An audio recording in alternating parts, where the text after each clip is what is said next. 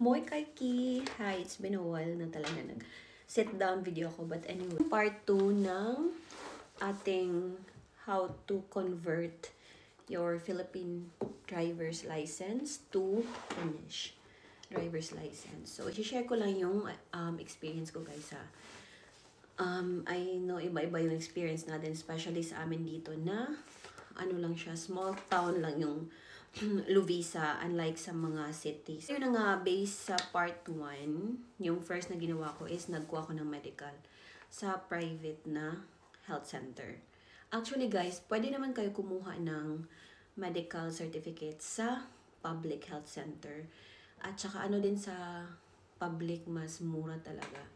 Pero ang disadvantage lang is matagal yung waiting time. So, kung hindi kayo nagmamadali at may time pa kayo, kumuha sa public or mag-wait talaga, then workmate ako, sabi niya, kasi sa public siya kumuha.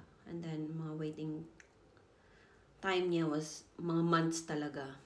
So, kung okay lang sa'yo yun, then go for it. And then, yung nabayaran niya, mga 30 euros lang ata sa medical.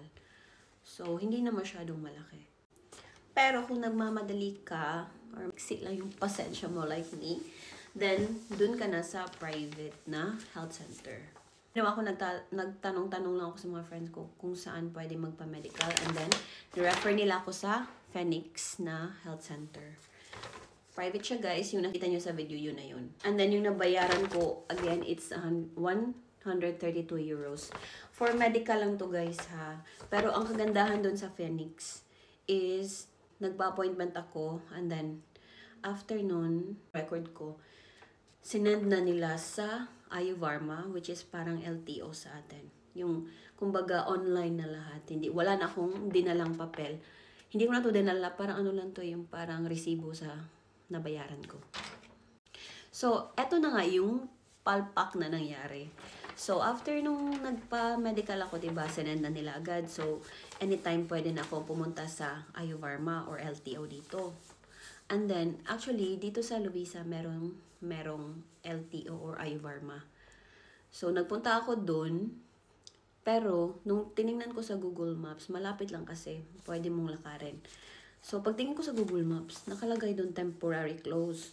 Kasi nung kumuha ko ng certificate na to, around December kasi siya, December 20. So, holiday, parang holiday season talaga siya. So, yun pala, mag-open sila January 6 pa. So, yun, buti na lang tinawagan ng friend ko yung office nila at sinabi na close pa yung Ayuvarma sa Lovisa. So, yung ginawa ko, bumalik na lang ako sa apartment and then, sabi ko balik na lang ako dun after ng January 6. Aray. So, yun na nga, January 8. Actually, guys, yung Ayuvarma sa Lovisa is open only every Wednesday lang. So, nung tiningnan ko nung time na yun, guys, Wednesday din talaga, January 8. So, nung tiningnan ko, hala, open sila ngayon. Pero, ano lang sila until 4. And then, yung work kasi ako noon morning. So, yung schedule ko is until 3. So, may isang oras lang ako na pumunta doon. Kaso medyo malayo kasi siya sa workplace ko. So, yung ginawa ko, nag-under time na lang ako ng isang oras. So, instead of 3 p.m. ako umuwi, 2:00 ako umuwi. And then yun, may time na ako at least 2 hours pumunta doon at then mag-process na. Ang kagandahan lang pala sa Ayuvarma dito sa Lovisa is pwede kang walk-in. So, wala akong schedule noon or appointment. Pero in-entertain pa rin nila ako. At wala din naman masyadong tao, konti lang kami dun. So, mabilis lang din.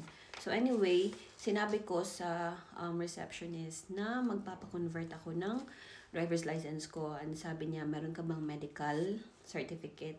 And then, sinabi ko lang sa kanya na, yes, pero wala ko nung parang papel form. Sabi ko, sinend na dito, or I mean, sinend na sa inyo yung information ko from the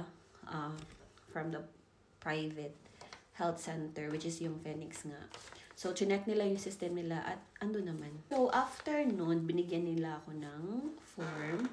And then, sabi niya, i-fill out mo lang to. And then, yung mga, information mo, name, address, mga email, ganon. And then after nun, actually yung pictures guide, guys, diba, may picture tayo dun sa driver's license. Pwede pala na yung gamitin mo is, like kung meron kang 2x2 pictures na kahit sa akin yung ginamit ko is from Philippines na 2x2, tatanggapin nila. Hindi yung sa hinkilotonos mo na picture. Kasi ang pangit ko dun, ang laki ng mukha ko. So sabi ko na, eto na lang yung gagamitin ko. And then okay naman sa kanila. Pero yung problema dun, yung pangalawa kong palpak dun guys, is yung nadala ko lang na picture. Kasi dun ko lang nalaman na pwede pala yun. Akala ko, yun talagang picture from Finland talaga. But anyway, yung meron akong nadala na picture sa wallet ko. Pero isa lang yung 2x2 and then isang 1x1. Kaso yung kailangan nila is dalawang 2x2. So sabi niya, kailangan namin ng dalawang 2x2. So ang ending, bumalik pa ako dito sa apartment. At wala na akong time nun, parang 3 something na yun magko-close na sila. So yung ginawa ko, nag-taxi na lang ako pabalik dito sa apartment. So hinalungkat ko pa talaga yung luggage ko. And then sabi ko sa taxi driver na, pwede mo ba akong hintayin dyan sa baba? Kasi may kukunin lang ako. And then sabi niya, okay. And then after noon, nung nakuha ko na yung yung ID picture, bumalik na kami agad doon. And after noon, pinakita ko na sa kanya yung picture ko na dalawa. Pero iba na siya. Hindi na yung isa lang. Kasi mas bet ko yung una talaga.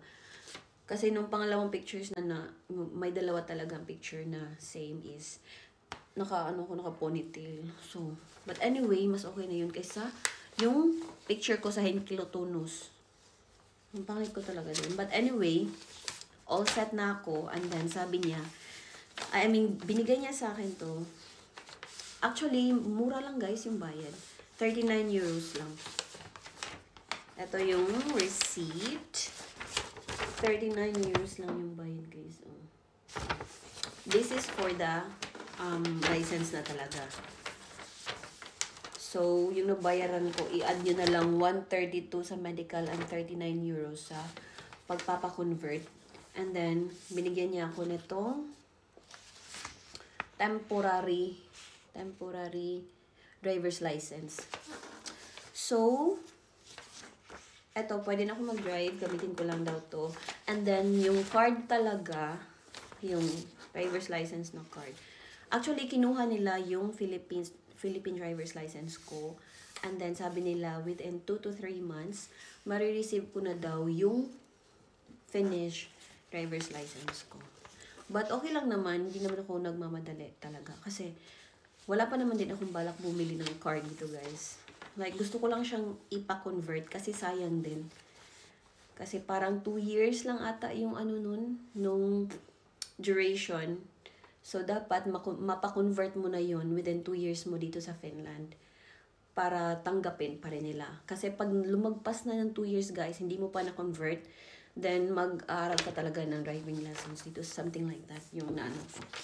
But anyway, eto na siya. Meron akong driver's license, but temporary, but okay lang.